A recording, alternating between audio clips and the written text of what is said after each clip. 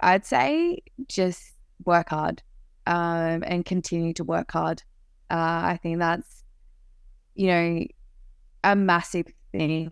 Like, you can get to a point in your career and you feel like you're plateauing, but, find ways of improving. Get support around you to, help you improve in those areas that you're lacking in, and work hard at it. And things will pay off in the end. And I feel like that's a massive thing for an athlete.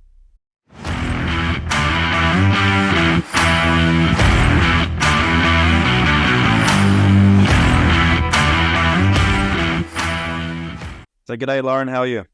Hey, good. And yourself? Yeah, doing really well, thanks. So how's the body and mind feeling so far this year?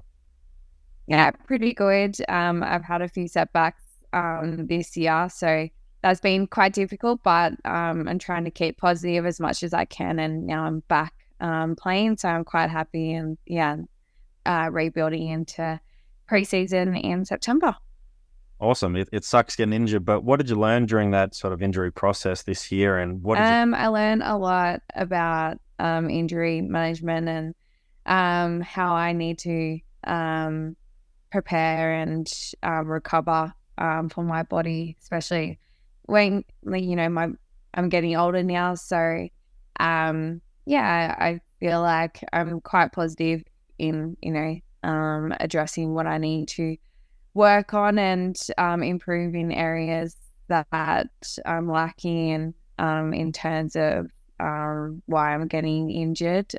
So you know overall, I'm a pretty positive person. It's quite, hard being injured and away from the playing group, but it's definitely tested me. But yeah, I've been pretty okay with it all.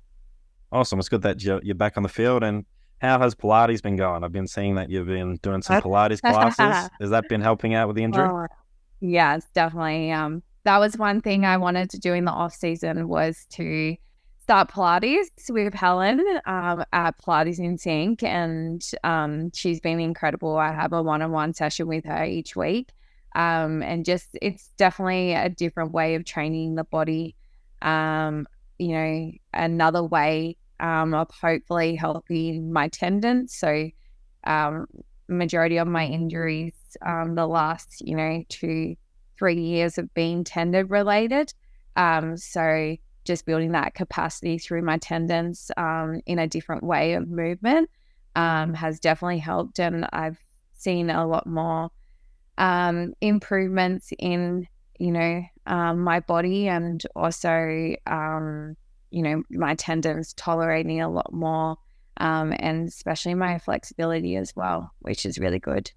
Wow, it's awesome that you're doing it now during sort of the off season type area, and it's a great thing to experiment. Doing something a little bit different. It's not just always the same type of training, because it can get quite boring. So it's great to experiment with something like Pilates or yoga and see the benefits it adds to your game.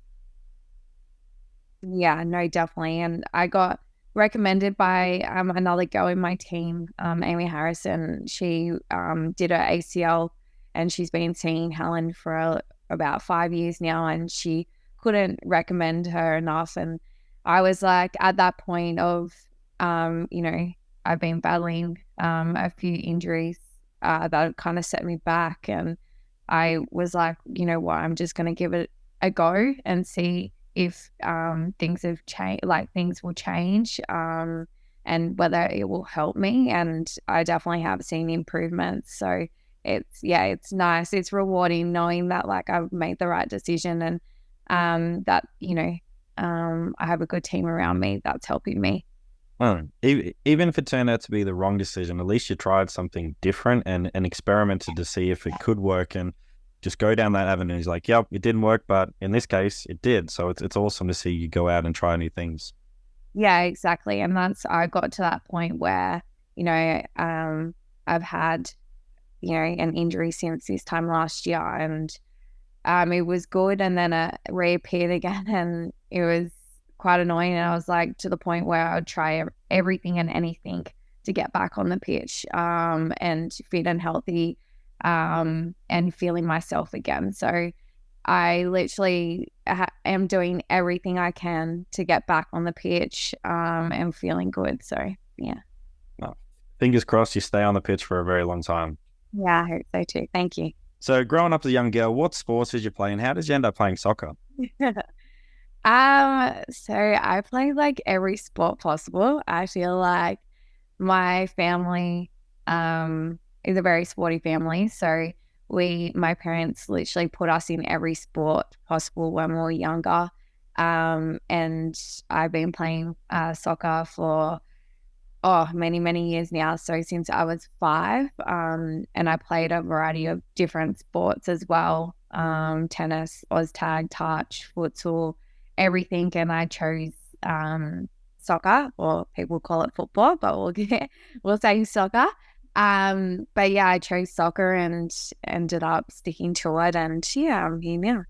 No, it's awesome. I am using the word soccer today so it doesn't confuse everyone because there's so many different brands of football out there. And yeah. So if you didn't, pick up on that, we are learning from, Lauren today of what can we learn from the sport of soccer, because there's so many things that we can learn from different sports and different athletes. I feel like sometimes in rugby league or rugby sevens, you get caught up in your own world too much. So again, today we're learning from a different athlete and a different sport. So it's going to be really good. So what's it like being a pro soccer player playing in the A-League? Yeah. Honestly, I can't believe it myself. I worked so hard for many years to reach this point in my career. And I wake up every day, so incredibly blessed to be in the position I am, and to play in the A-League is huge. And to play for a Sydney club is massive as well. And, you definitely wake up and it's a job. I play for the club. I play for my teammates, and I try my best every day to continue to improve, because I do have goals, further goals that I want to achieve in my career as well. And just the professionalism at the club. Going to training each morning and just being in a professional environment and playing against some of the best footballers, soccer players in Australia, and a few internationals as well in each team. So, it's unbelievable. And I'm very, very, very fortunate to be in this position. Yeah, it's really cool to see the rise of the A-League for the women and how much it's progressed. It's the same with sort of like the NRLW. It's really progressing in and being a proactive sport and giving women so many opportunities to play sport at such a high level. How does it sort of compare to the rest of the world? Do you think the A-League's doing quite well as being sort of the top for soccer here in Australia? And what sort of are some things they need to sort of work on to keep moving in the right direction? Yeah, no, it's the league's very, very strong.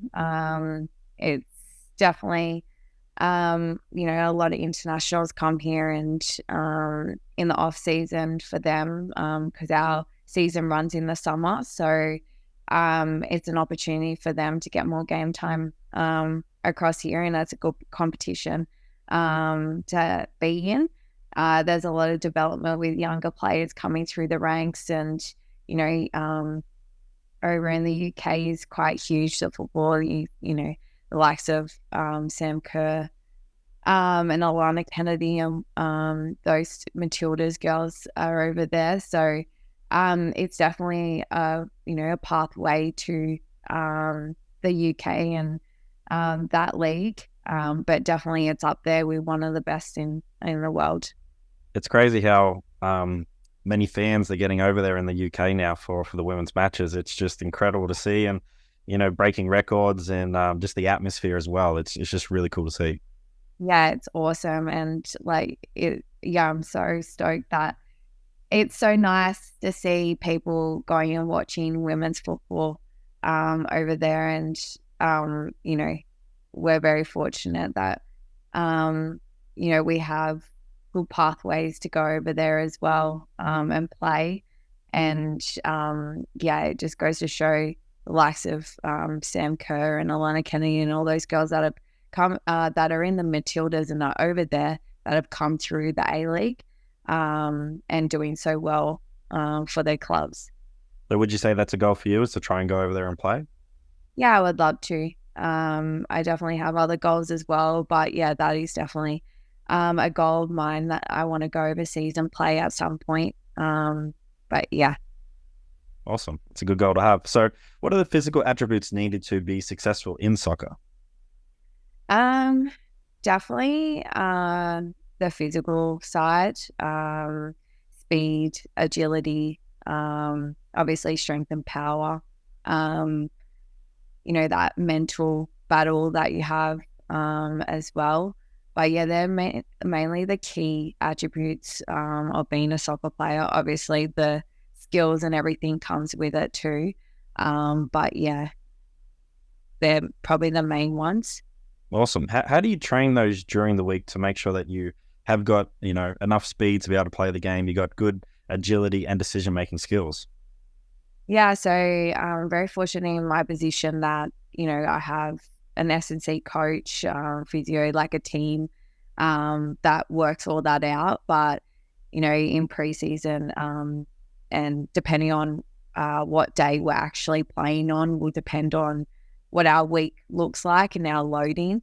So in terms of strength and power in the gym, we'll probably do, 2 sessions, maybe 3, depending on like when our game is, and speed and agility we do every week as well on pitch. And I feel like a lot of the work that we do in the gym helps with all that. So yeah, that's pretty much it's all set out for us by our S&C, and yeah, so we can perform at our best. Awesome. So with sort of soccer and strength and conditioning, has it always been sort of there for you during your career? Because I know that some places it just hasn't been there with soccer, because it's more like we don't want to make them, too big, or, little excuses like that to not bring it in, because we just want to focus on the craft of the game. Has it always been there, or is it something that's sort of come upon over the years? Yeah, so I've been in a position where I came through ACTAS. So when I was 14, 15, I was with ACTAS, so Academy, ACT Academy of Sport. So I was with them for a fair few years leading into Canberra United. So I definitely had that component, the strength and conditioning side, and continued to build my strength and conditioning with an S&C coach through them. But I do believe that it's so important to have that and to do that for your sport. I feel like, yeah, you may get a little bit bigger, but you are going to get stronger, and definitely in terms of injury prevention and mobility and all that stuff, coordination, I think it's very, very important for an athlete. You know, going and actually having a long career, it's definitely important for an athlete to have that and do that. I think with soccer, it's a good example of, you really got to make sure that you got your craft and you got your skills and everything, needed to be successful. And then you add in the strength conditioning to it, and it makes you even better. Whereas sometimes in rugby, we go down the rabbit hole of, I need to be in the gym, 4 to 5 times a week, getting big, doing all this. And then we forget about the skills and forget about the craft of our position. So I think we can take away that from soccer, is making sure that we don't forget about the craft, and then add in the strength conditioning to enhance the sport, but it doesn't take anything away from it. Yes, exactly right. Yeah. So how do you mentally prepare yourself to play in the A-League? What do you do sort of each game and each week of training to best prepare yourself for game day? Yeah, so I work pretty hard during the week to prepare myself for each game. I definitely focus on what my job is and what the team is for each opposition. We go through review, I address the areas that I need to improve on that for that weekend's game. And I just focus on what I need to do and how I need to prepare myself on and off the field as well. And recovery is so important as well. We're on the field, 2 hours, and then in the gym as well. So just feeling my body the right way, and just keeping really positive. If I don't have a very good session, then, I focus on what I need to improve on the following day and, do better. So just keeping that mindset quite positive and just working as hard as I can at every training session. And in terms of preparing for a game, I try to relax and not overthink things and really get my mind off the game. And then, leading in a few hours before the game, I then start focusing on my job and the team's job to win the game. And that's when I start preparing. Sorry, I would already be preparing, but like actually focusing and like going over what I need to be doing for that game. Awesome. So what are some ways to switch off that brain of yours so you don't think about, soccer too much? Yeah, so I do like like on game day, I do like to go for my morning walk and coffee, and usually I'm with a friend or friends and we do that. So that's a good way, just to keep my mind off things. And then I'll stretch, roll around and listen to music or, sit there and watch some things on Netflix or whatnot, especially on away trips. But yeah, so I just, try to focus on other things, and then, leading into it, I start thinking about football. Awesome. So what's on the playlist to sort of keep you calm, but then also to pump you up for game day? I don't know. I have a fair few songs, but none. I don't really want to give them away, but pretty chilled music. What type of genre of music? You don't have to name the artist or the song, but is there a certain genre that you like the most? It's kind of a mix, to be honest with you. I do like some pop music, surprisingly leading into the game just to get me going a little bit. But yeah, I do. I've been actually listening to LMA. I went to her concert on Monday night, actually, a fair bit before games, and that's actually been pretty good leaning into training sessions and games. I just put it on in the car. So yeah, LMA is pretty good. So yeah. Cool. I always found it's good to have a mixture of, all different types of music, but songs to help you sort of, relax a bit, then to pump you up a bit, but have that mixture. I've always felt that was pretty good for me. And, just having the random, pop song in there as well, that you can just easily sing along and just have a bit of fun to, but then you put the serious, gangster type music on to get you into the zone. Yeah, no, definitely. That's how I like it as well. So yeah. That's awesome. So something that we talked about at the start was injury. For athletes going through injury, it can be a dark and lonely and scary sort of place to be. How have you overcome injuries in your career, and what would you say to athletes going through this challenging situation? Yeah, so getting through injuries is quite tough. And you feel quite lonely. And I've been there quite a lot of times. You just don't understand why you're getting injured, and you just want all the answers straight away. And in terms of like my injuries with tendons, it's been so difficult and so hard to deal with, especially not knowing a time frame of when you're going to be back on the pitch.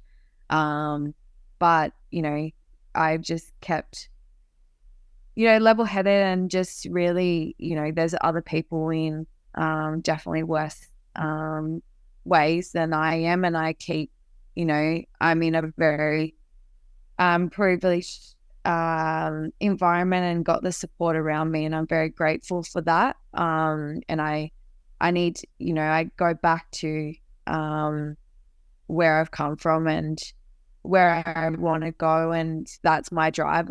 And I feel like I just take one step at a time. And if I've been given exercises to do, or rehab, like any rehab exercises, or I've, got all that, I will do it. And I know that at the end of the day, whatever happens, happens. And I'll find a way no matter what. But yeah, it's quite a daunting place to be in, and it's really hard. But, positive thoughts, even journalizing is quite good as well, especially if you're not having the best of days.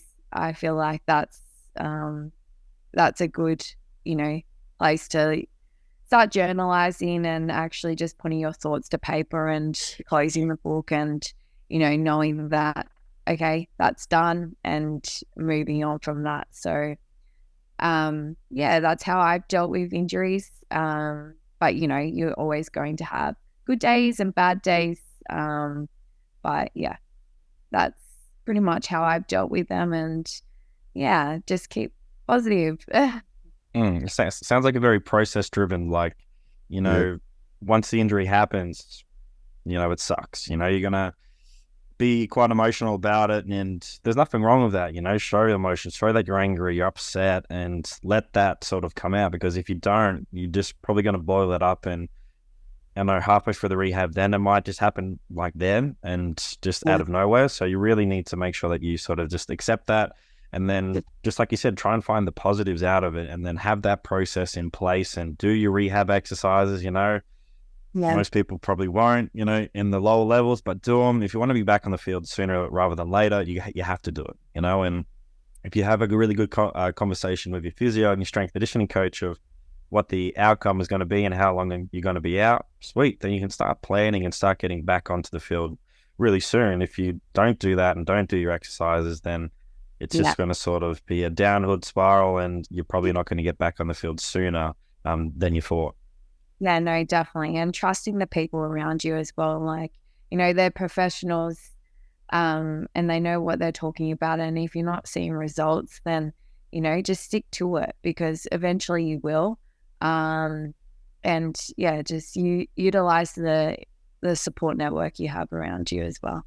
100%. So how has strength conditioning training helped you to become a better soccer athlete? Oh, definitely. It's helped a lot. In terms of on the field, that strength and power, especially as a defender. You definitely need to be quite strong in tackles, and powerful, like in the air when you're handling the ball. But even just, you have quite a lot of forwards these days, young forwards coming through the ranks that are quite quick as well. So that speed, that agility as well. I definitely believe that, in terms of S&C, strength and conditioning, it's helped so much on the field. So yeah, it's very, very important as an athlete. Hi everyone, we just want to take a quick break from this episode. We hope you're enjoying this episode so far and all the content we have produced. We appreciate all the support from our listeners and followers so far. If you haven't already, sign up to Elite Rugby SandC blog today. You'll find our website link in our bio below. Remember to like, subscribe, and share Elite Rugby SandC on all social media platforms to all your family and friends. Thanks again for all your support, and now back to the episode. So how has your strength conditioning program sort of evolved over your playing career to when you first started to where it is now? Well, now I have a lot of rehab exercises in there, but no, it's definitely, I started when I was 14, 15 in the gym.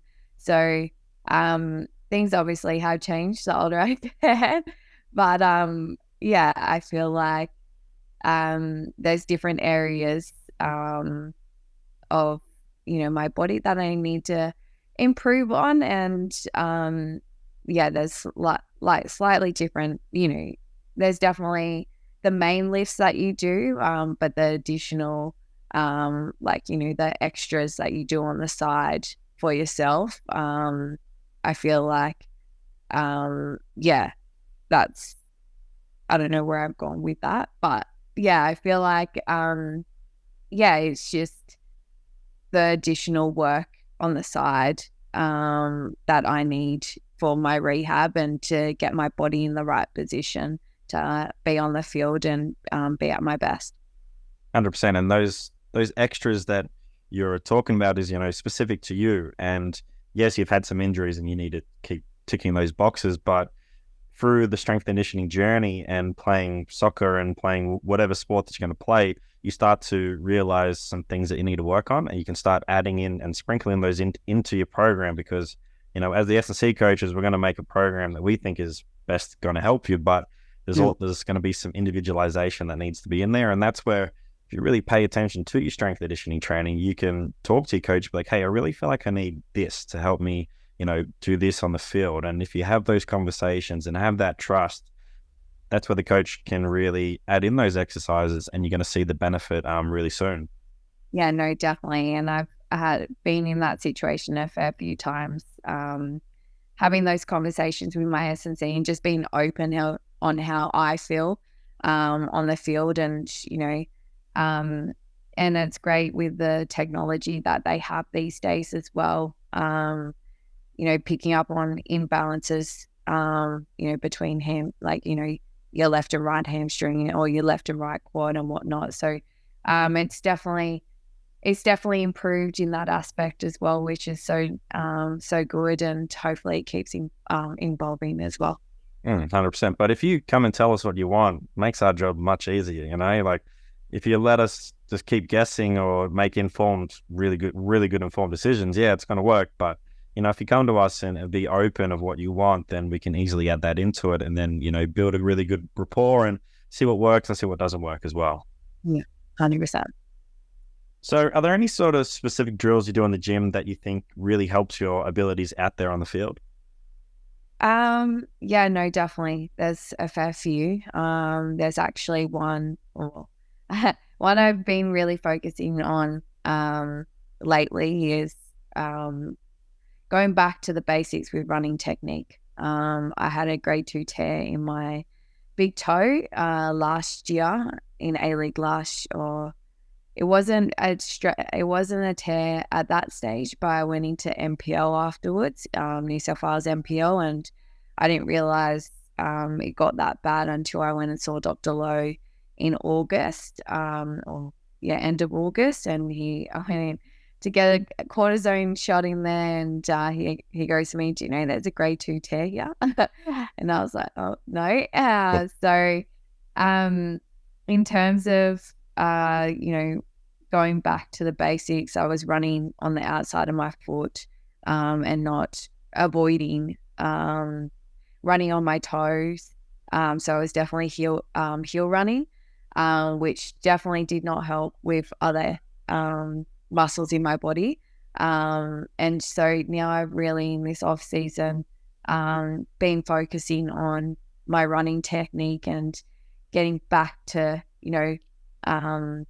focusing on those areas that I need to improve on, and it's mind over body, and so it's been pretty good. I've been working with Nilsy at Precision Athletica here in Sydney, so an athlete gym, and seeing the physio there as well.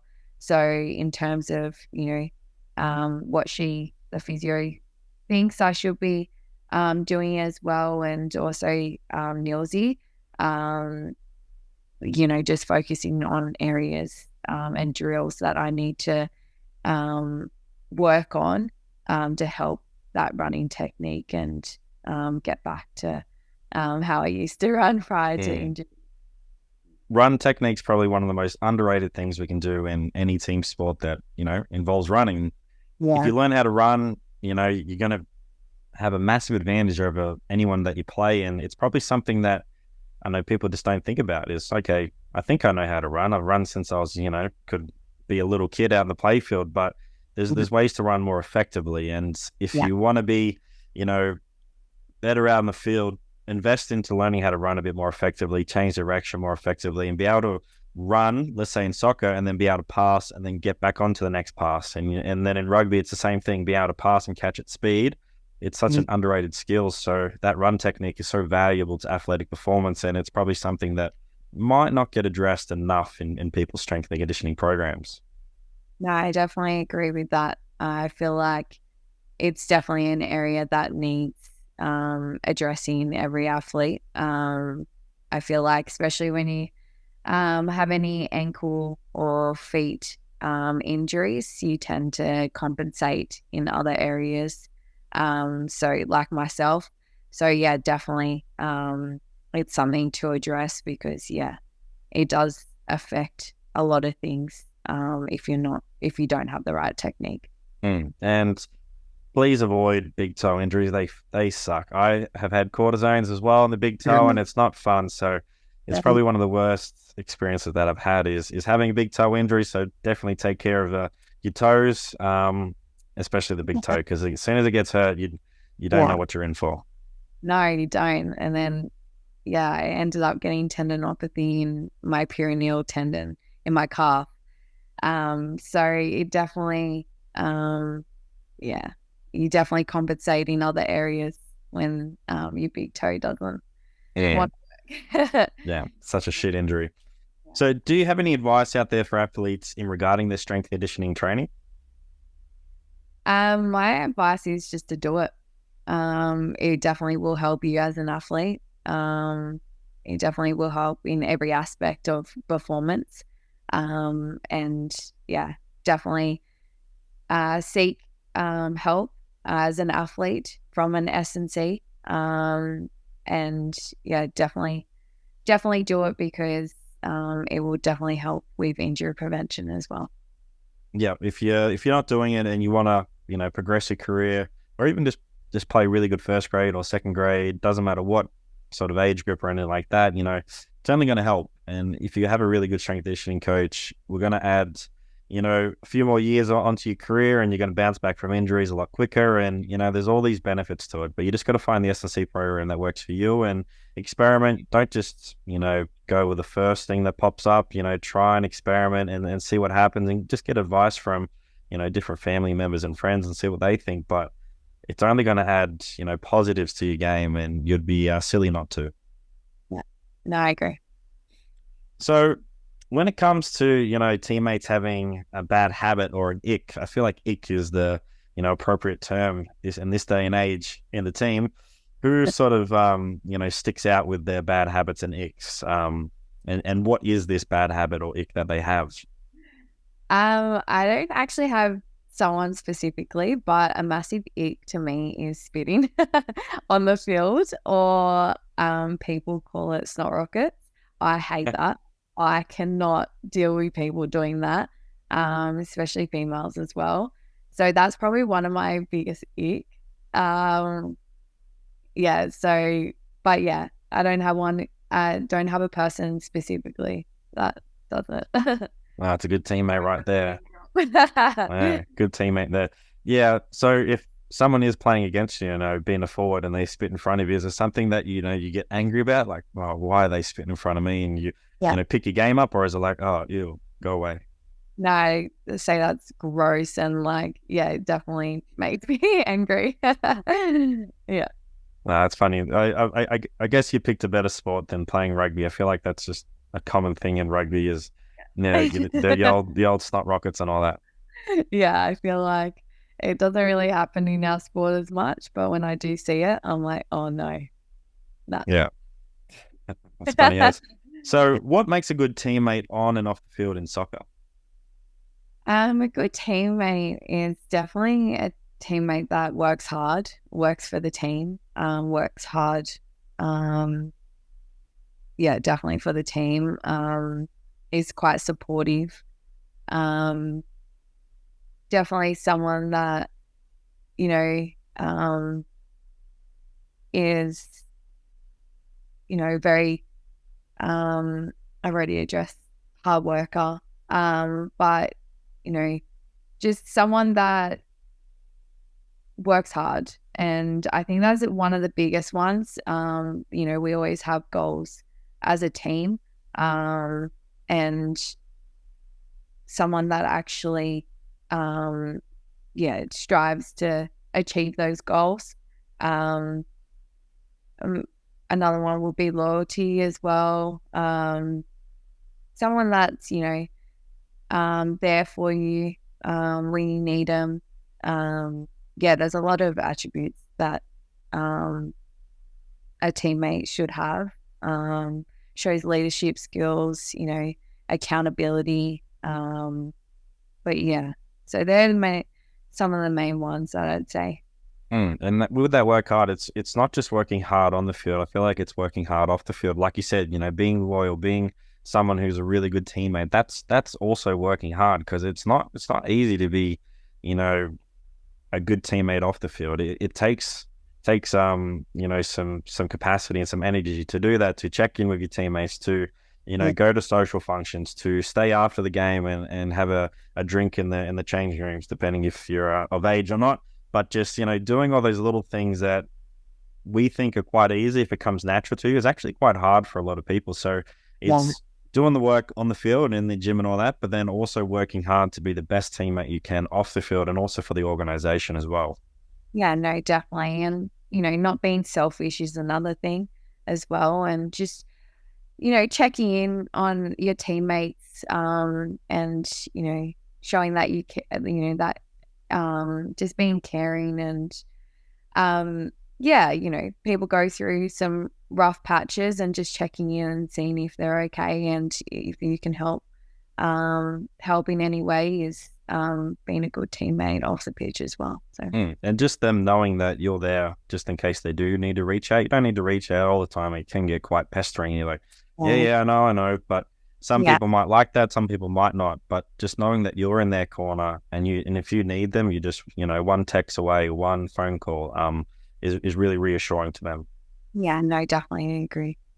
Moving on to my favorite part of the podcast, so the Triple H. So we're going to talk about a hardship, a hero, and a highlight. So what's a hardship that sort of comes to mind in your soccer career so far, and how did you get through this hardship, and what did you learn along the way?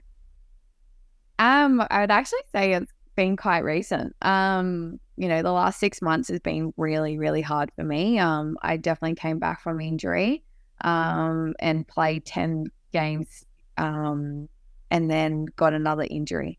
And I was back to square one, it felt like, and, I was halfway through the season, and it was, I didn't have a time frame of how long I'd be back, because it was a tendon. And, I tried my best to get back on the pitch, and it just wouldn't happen. And, mentally, I just, being starting and playing every 90-minute game, it's hard to then sit back and watch your team when you just want to be out there playing with them and playing for the club and doing your best. But it just wasn't happening, and mentally it was quite hard. But I learned so much coming out of it, and it was hard. But I look back now, and it's now I know that I've done all I can to get back onto the pitch. It might have taken a little bit longer, but that's a part of being an athlete, unfortunately. But yeah, that's probably one of the hardest parts of my career so far. It's, like I said before, injuries suck, and it just sucks when it happens at a time when you really didn't want it to happen. But then you sort of reflect back on it, and you're like, oh yeah, I probably needed this to really reflect of, how good the organization is, how good my teammates are, and how much I do love the sport that I'm playing right now. So it just comes back to what you were saying before, being positive and making sure that you are sort of journaling your thoughts. And if you journal your thoughts, you can really start to understand what's going on in that brain of yours, and you can start focusing more on the positives and really being grateful for the position that you are in. Yeah, no, that's exactly how I've taken it. And definitely, definitely quite positive in everything that I do. So I do have my days, and that's a part of being an athlete. 100%. So hero, who is your hero, and why is this person your hero? Or if you have a couple of heroes. So my mom is my hero. She's an absolute legend. I love her so much. She sacrificed so much in her life for us, us kids. My sister playing tennis, my brother playing rugby league as well. So there was a lot of driving around to after school.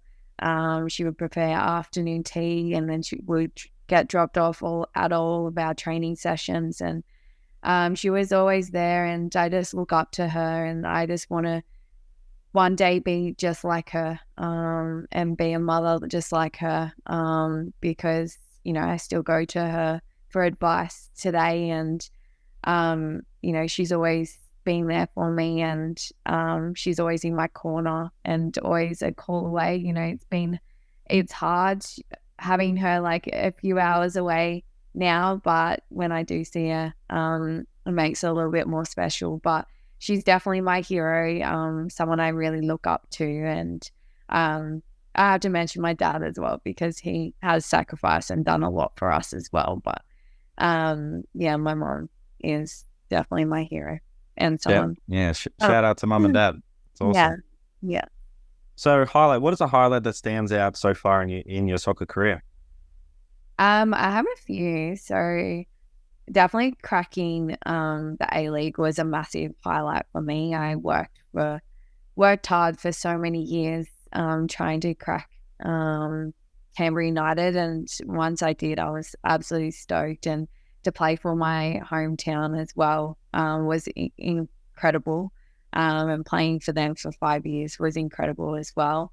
Definitely making my debut at Amy Park as well. That was a massive highlight in that massive stadium in Melbourne was quite incredible. And also making the semi-final 2 or 3 years ago for A-League. That was an incredible experience to be in finals in the A-League. But yeah, so they're probably some of the highlights of my career so far. Yeah, so far, and many more to come. Yeah. So when it comes to, you know, family Christmas, you know, your sister was a very, very good tennis player and probably still is, probably could beat many, many people.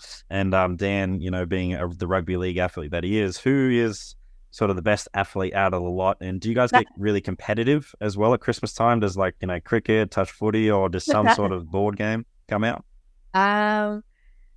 Yeah, there's a bit of competitiveness there, but we're pretty good actually in terms of, like, I think it has helped that we've chosen different sports.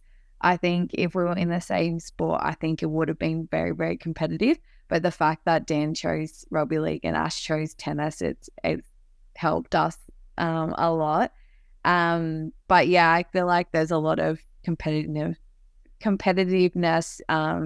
if we do play anything, or like in terms of, you know, during COVID we did painting, you know, we all had to like be the best, and like, yeah, so we definitely had that competitive nature in us. But yeah, definitely in terms of athlete, I wouldn't, unfortunately all of us have had some pretty annoying injuries, but I'd say we're kind of all probably the same. Do you think the other two would say that answer as well? Or? I bloody hope so. Yeah, I don't know. I feel like Dan's pretty, yeah, he's pretty good.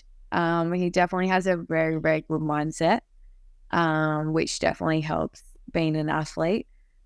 He's definitely had some pretty severe injuries, and it's obviously something that someone I look up to in terms of injuries and getting support from as well. But yeah, he would be, if I had to give out of our sibling, like out of us three, probably Dan. Fair enough. Have you ever beaten Ash in tennis at all? Oh, no. No. We used to play back when we were younger. Dan reckons he's good. So, yeah, we haven't actually gone for a hit for a very long time, but it'll be interesting to see how we all hit a ball again. I'm left-handed, so I feel like I've kind of got that up my sleeve. But yeah, I definitely chose soccer over tennis. Yeah. might have to bring the tennis rackets out at Christmas time and see who's got the skills. Yeah, I think so. So if you could only give 1 or 2 points of advice for athletes out there, what would you say?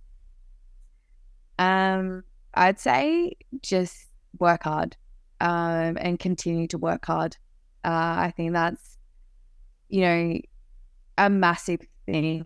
Like, you can get to a point in your career and you feel like you're plateauing, but, find ways of improving. Get support around you to, help you improve in those areas that you're lacking in, and work hard at it, and things will pay off in the end. And I feel like that's a massive thing for an athlete. 100%. You can't beat working hard, and it's just something you need to continue to do. Doesn't matter what level you're playing at or what sport, hard work does pay off. Yeah, no, definitely. So who should be my next guest on the podcast? Is there any sort of athletes that come to mind from a different sport, or maybe another athlete, teammate that's playing soccer right now that comes to mind that should jump on for a chat?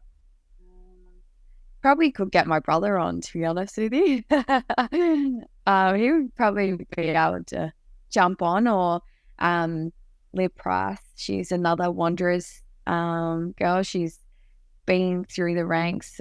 She's played for Australia at a young age. So, she's doing well. So, she's another person. But yeah, I definitely reckon that you probably could get my brother on. Alrighty, easy done. So where can yeah, I'll ask the same questions and see what the responses are to the family. Well, so where can listeners find you on social media if they want to keep up to date with what's going on in your life? My Instagram page. You'll find me. I'm quite active on that. And also Wanderers Women's page as well. Our pre-season, I think, is starting in September, and our season starts in October. So there'll be a lot of content on Instagram about our matches and where we're at. And so they're probably the two profiles that you can probably look at. Awesome. So I'll pop them in the show notes if you want to give them a follow. So thanks for joining me today, Lauren. It's been awesome to catch up. It's been a while since the last time I spoke to you, and it's been awesome to get a really good insight to what is needed to be a successful soccer athlete. And I know rugby athletes listening to this today can get a lot that they bring over to rugby as well. And just remember, you don't have to be, so sort of tunnel vision into one sport. You can branch out and learn from different athletes and different coaches as well. But thanks again for joining me today. It's been awesome. Yeah, thank you so much for having me. I appreciate it. Thanks for tuning into another episode of Elite Rugby SandC podcast. Remember to like, subscribe, and rate Elite Rugby SandC on Spotify and YouTube, and make sure you follow us on Instagram. Sign up to become a beast via the link in the description or via Instagram page. Also, don't wait, make that good decision and join Elite Rugby SandC today and take your game to the next level.